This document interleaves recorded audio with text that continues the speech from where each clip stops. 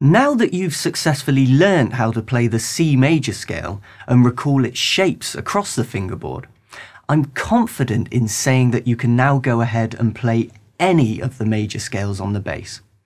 Okay, you might not feel capable of this at present, but listen on and I might just change your mind.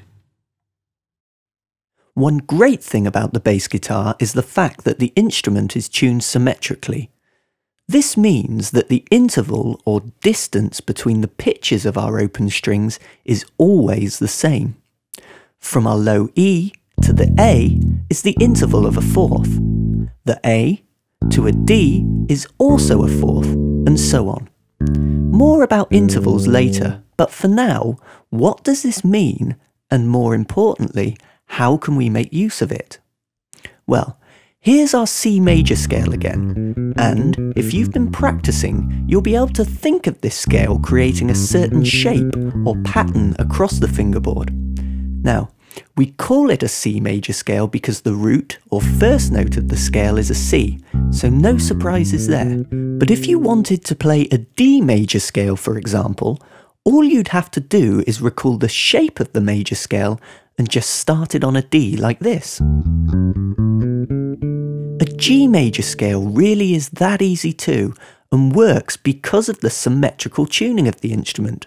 All I'm doing is remembering the shape of the scale and starting it from the required root note. You may have had your doubts, but believe me, you can now effectively play every single major scale. Now, unfortunately, just being able to recall the shape of a major scale alone isn't quite enough. In order to develop ourselves as musicians, we need to work towards knowing the notes contained within these other major scales. So, how many other major scales are there? In total, there are 12 individual major scales. And this fact alone should come as no surprise. And here's why. If you remember back to when we were learning about the notes on the fingerboard, we discovered that there were 12 semitone intervals contained within one octave.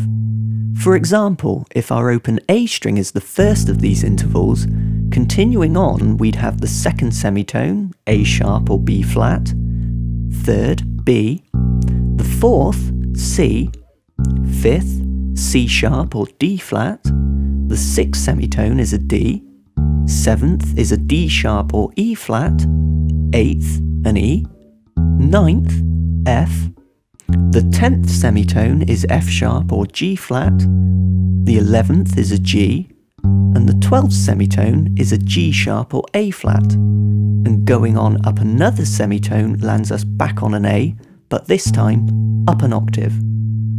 Okay, what's important is that we can take any of these 12 notes and use them as a root note to begin a major scale from.